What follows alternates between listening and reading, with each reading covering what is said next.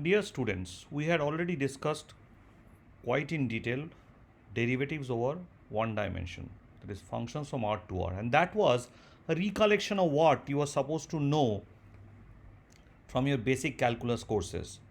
Here, this idea also you are supposed to know essentially because you also have learned calculus of many variables or more than one variable, but you have done from R2 to R, functions from R2 to R, and possibly the way that things were taught was very different. But here we are looking at it from the point of view where we can use it in optimization and economics, and so uh, you will see how the alternative way of representing the derivative for a function of one variable can now be profitably used to talk about derivatives of a higher variable. So consider now a function from Rn to R and take x element of Rn. So we will say that a derivative of f exists at x if there exists a vector Vx such that for any increment vector h in Rn that you take, you can always compute the value of f of x plus h is equal to fx plus Vx into h is now inner product. In case of R, when you were talking about R, this was nothing but f dash x, but here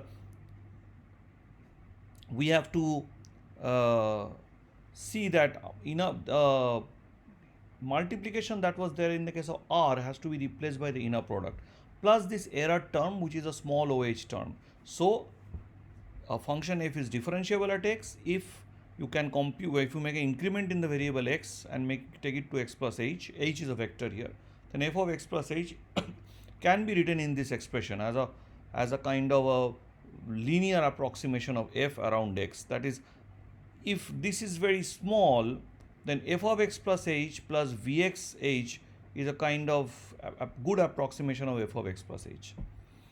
So of course this is the definition of O of norm h. Here I have to take norm h because the O function is always defined on real numbers.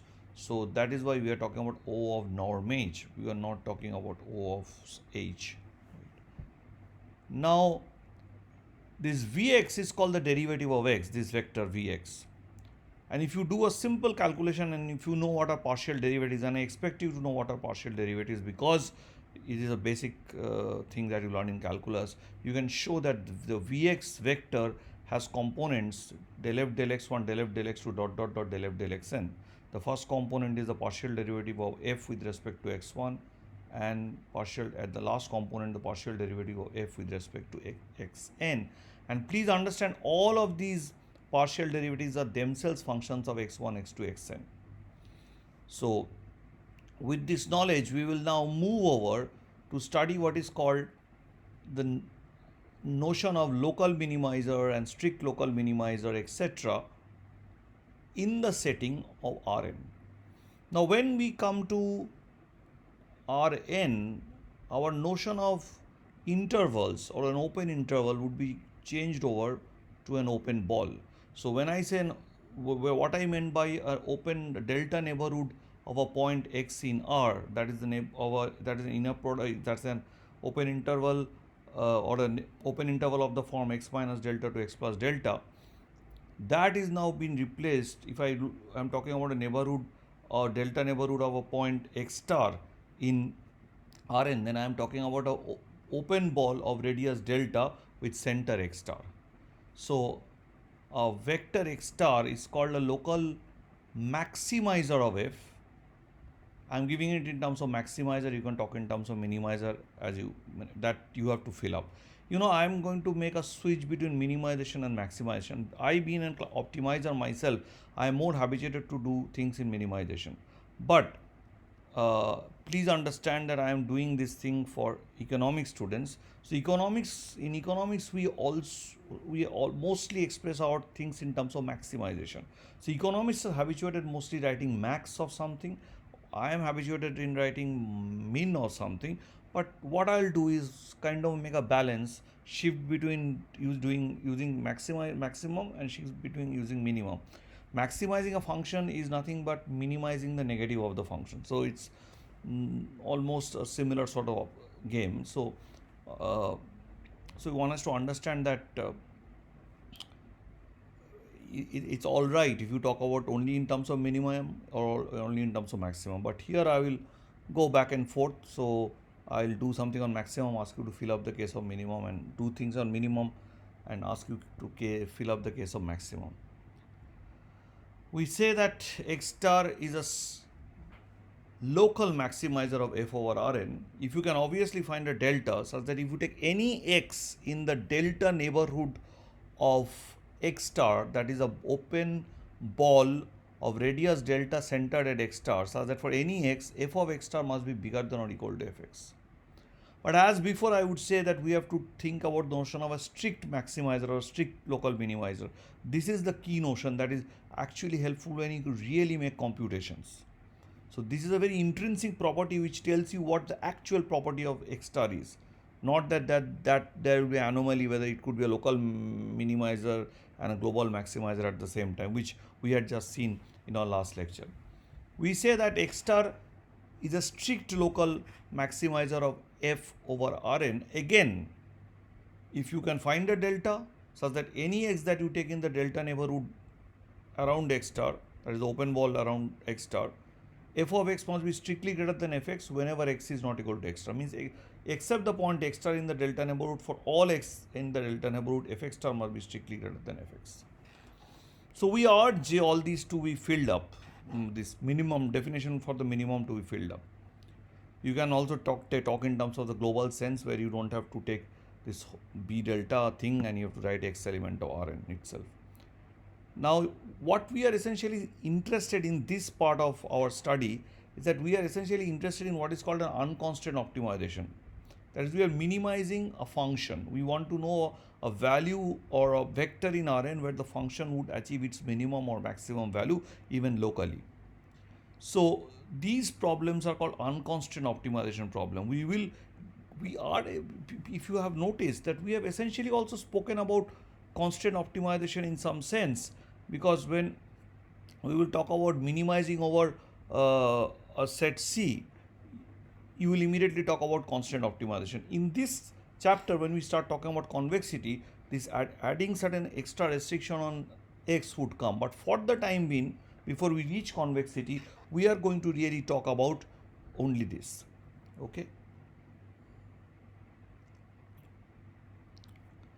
So what we are now going to show in this lecture is that X star is a local maximizer or a minimizer of f over Rn, and if f is differentiable. So what I have not written here is that f is differentiable, but we are only talking about differentiable functions. We will not talk about non-differentiable functions, but I think I will make a change in this description. I will say that if f is differentiable, then grad f x star must be 0. So I'll add this differentiability. But please understand that I am at this moment only assuming differentiability of functions. So because without differentiability, because we have already discussed the things in case of R and we are discussing the case of Rn, without differentiability we would not make much of a improvement. We can't get much information. So if x star is the local maximizer or minimizer of f, then the necessary condition is that the gradient of f at x star must vanish. So you understand that this v of x, this vector del fx1, del fx2, del fxn is actually denoted as grad of fx star.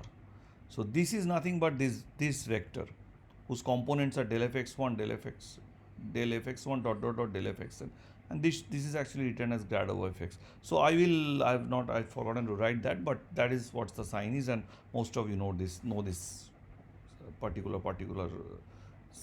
symbol of grad f. So if x star is a local maximizer, let me consider a maximizer this time, not a minimizer, then I need to prove that the gradient at x star must necessarily vanish, which means that if there is a point whose gradient does not vanish at x star, then x star is not a local minimizer or maximizer. So let us make a proof for the local maximizer. You can prove it for the local minimizer. So if you have a local maximizer, you first write what is the definition of a local maximizer. If x star is the local maximizer, you will be able to find a delta such that in a delta neighborhood around x star, for every x in this b delta x star in this delta neighborhood, you have f of x star to be greater than equal to fx. Let v be an element of Rn and delta be greater than 0 such that, and lambda be greater than 0 such that lambda is strictly less than delta of norm v. So this is the delta. So here this is very easy to find because delta is already given to you, v you have fixed, and you can choose any lambda which is strictly less than delta norm of v. Then let us observe that norm of x star plus lambda v minus x star is equal to lambda norm v. So if you take the distance between x star plus lambda v minus x star is equal to lambda of norm v, and this is strictly less than delta, which means x star plus lambda v is an element of bx star delta in the open ball around x star. Now since x star is a local maximizer, which means f of x star must be greater than equal to f of x star plus lambda v, because x star plus lambda v is in this ball. Done. Now what we will do is that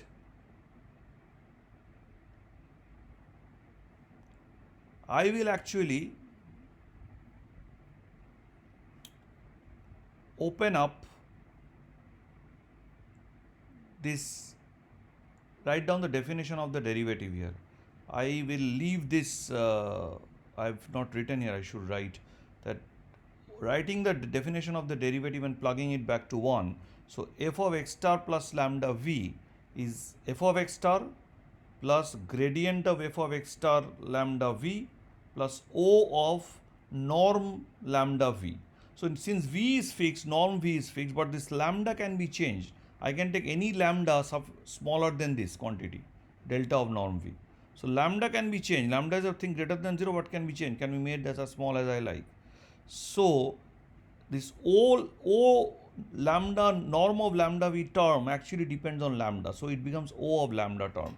So now what I will do, f of x, once I write the definition of the derivative, so basically I will write from here, I will put h as, this is x star and this there h would be lambda v, and you will immediately understand. So here h would become lambda of v, but where lambda would come out, so it will be lambda of norm v, but it is same as O of lambda, it will depend on the lambda.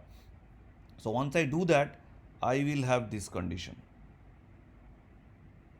I will have this condition because f of x star and f of x star will cancel from both sides. I have just left it out so that you work it out in a bit, because it's better to work out a bit of the things. In the notes you will get all complete description. So now as lambda tends to 0, you know that this will go to 0, O lambda by lambda. So what is left is grad of f x star v is less than 0. Now this v